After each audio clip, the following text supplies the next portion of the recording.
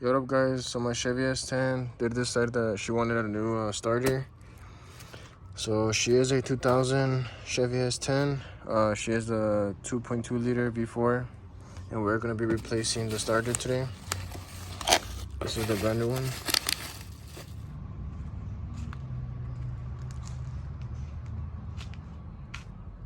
I do have the truck on some ramps. And I put some boxes so I could go on the ground, the ramps. There's my GMC. I do need to do an update on the bed, and I did get new wheels. But this truck does have electric fans, my blue truck.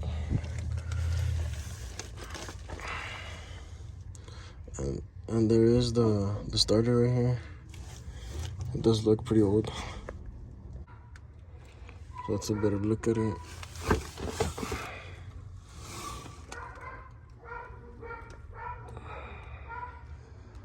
Alright, so on the driver's side, I took off the wheel.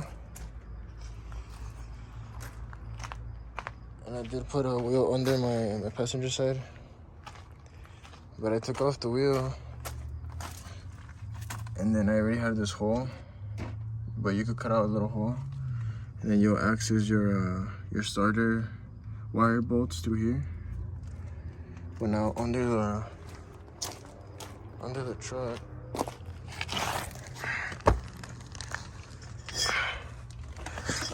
so under the truck, there's this bracket right here that's holding on by right there. That's a 13 millimeter. And the one right here is holding on to like right here. This one's a 15. And there's a nut. I mean, no, that's a 13. That's a 13. And then this one's a 15. That's a nut. But I just loosened that one like halfways. And I was able to get this bracket to the side. And then these two, those two bolts right there, that one and that one, is what holding the starter. That's the bracket. So I removed the bracket because I think it's gonna get in the way to take off the starter. Well, I didn't remove it fully, but that's a better look with. That's the nut.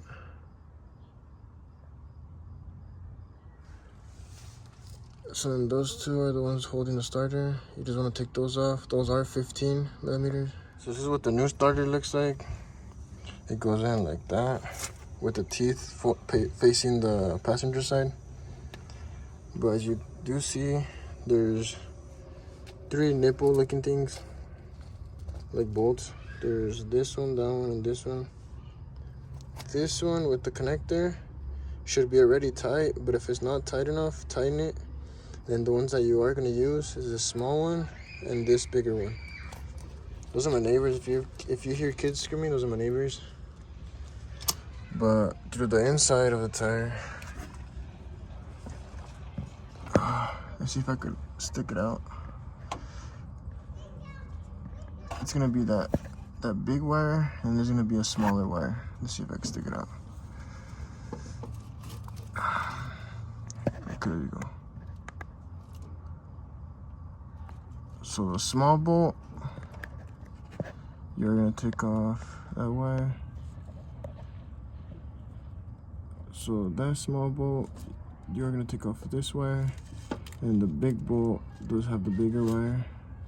And those are the two you're gonna mess with, just those two. But meanwhile, your new starter is out. You wanna make sure the bolt with the wire already on it is tight, because this one you're not gonna use while it being inside.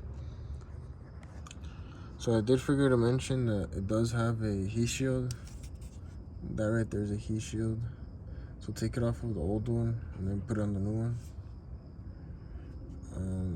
That's one of the bolts on your driver's side.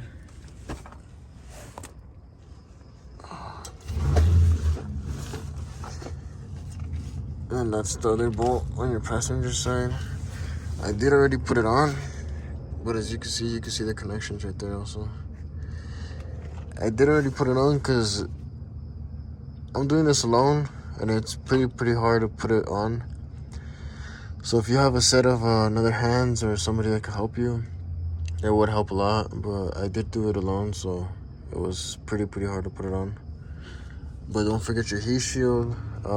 Before taking off the old one, I would say take off your heat shield, so it's easier to access the wires from the wall of the tire, where the tire's at. When you take it out, how I did mention, you do want to move this bracket. Once you take off those wires and you take off those two bolts, this, you could just push it in like that and then push it out. It will come out like pretty smooth.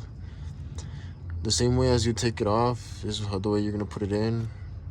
What I did do, I seen a lot of people that, like on YouTube, that they put it in and then they put these bolts in and then they did the wires.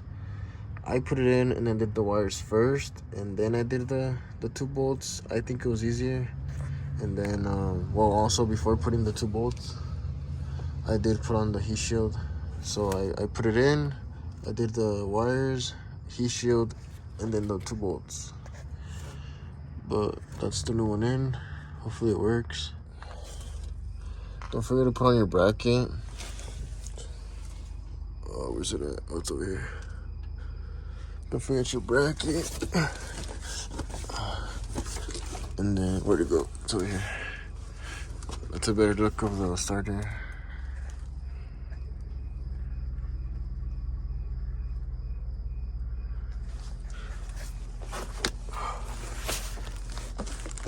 That's the old one.